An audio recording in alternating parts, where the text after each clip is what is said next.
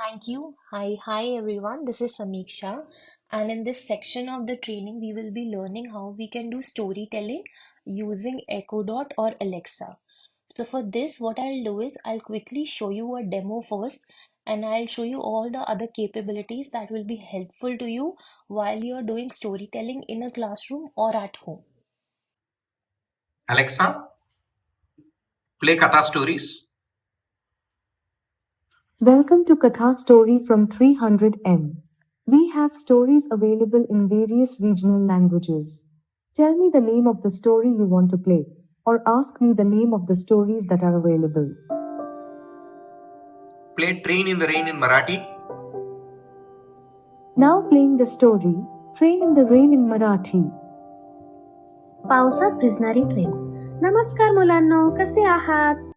पावसात गाण्याची आवड असलेल्या ट्रेनने आपण आज आनंदाच्या Alexa, stop. प्रवासाला. So just now you saw a small demo of how we played a story on Echo Dot. The same stories are now available on Alexa app as well, and there are currently more than 7 languages that you can access on Alexa app to play Katha stories, and there are more than 200 stories that you can access using both Echo Dot and the app.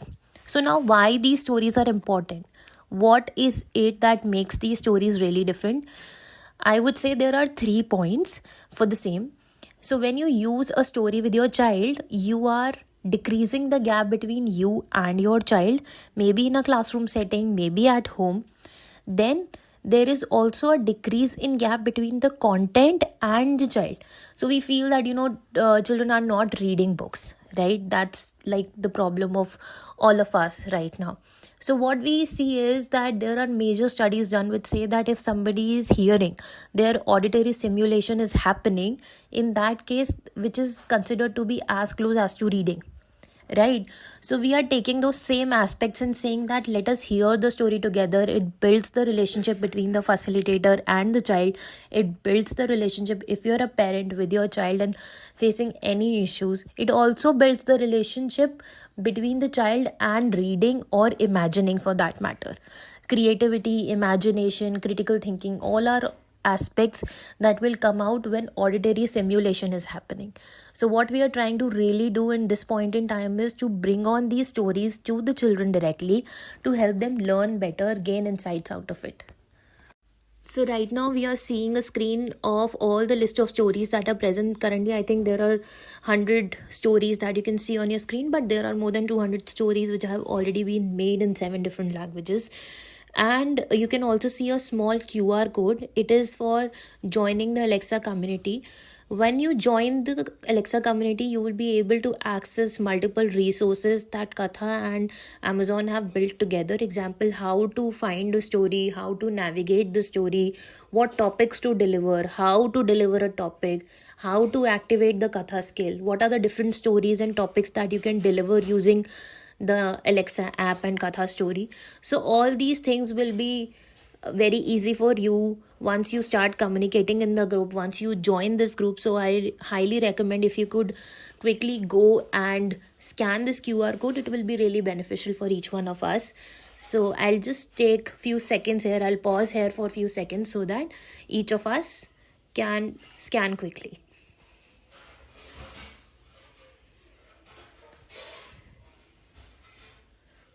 Okay, let's move forward.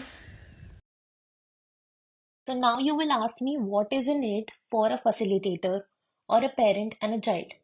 So firstly, talking about the child in this case, the national education policy, as we all know, which started in 2020 and 2022, has been made mandatory by the government. So this means that almost all the schools are picking it up and running this. So similar to Pachadi, which is the experiential learning, we talk about Aditi, Bodh, Abhyas, Prayog, and Prasar. Katha talks about its story pedagogy in terms of things asked, discuss, act, and achieve. That means we are giving a platform to a child to think. We are helping them to ask relevant topics.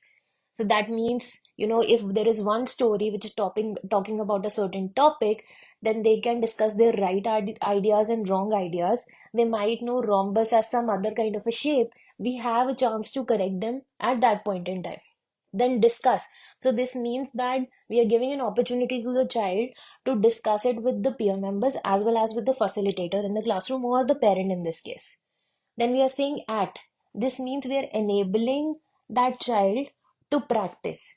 So practice through activities, practice in a controlled environment. Maybe you just want to show shadows today and you would take a child at 11 a.m. on your terrace and then again at 2 p.m. on your terrace and then again at 5 p.m. and show them how directionally the shadows are changing. So that's again a kind of application that is happening, a real time application, right? Then achieve. Achieve means that there will be this fulfillment or satisfaction or some kind of a reward that you will be building up for a child once an experimentation is complete or an initiative is complete or that activity is complete. So that completes the complete circle of Pachadi, that is experiential learning, and that builds more confidence in the child. So we can say that three things are improving in a child when they do experiential learning or think, ask, discuss, act, and achieve. That is performance, attention, and retention. The grades will improve.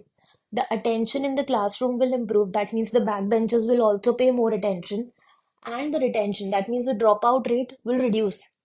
So these are the three major things that you will see as one of the changes that will happen. Also, there will be multiple internal skills, interpersonal skills that will be happening.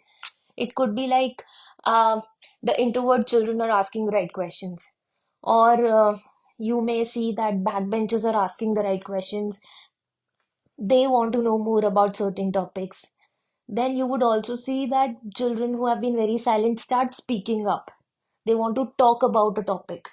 They want to discuss something. So these are small observant changes that you will be seeing in the classroom while you will be doing your same curriculum through stories. So it is not something like, okay, let's do a story and then let's jump to the topic.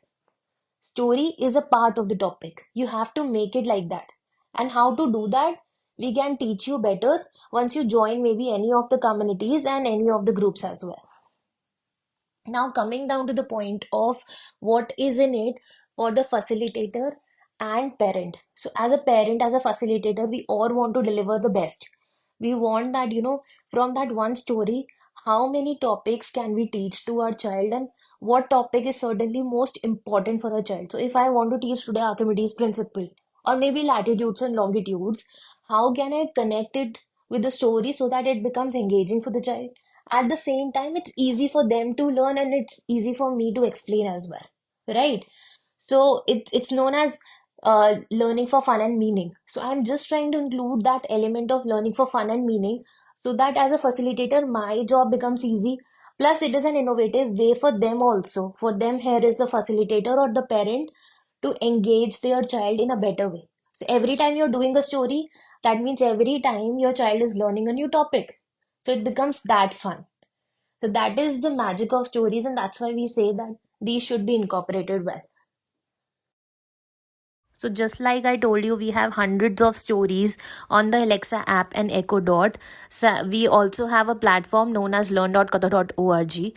And on this platform, not only we have 400 plus stories, but activities, games and assignments which are related to these stories. That means each story is related to a topic, theme, subject, and you can gain access to all of this. Just scan that QR code and engage with us, and we will start sharing all this content with you.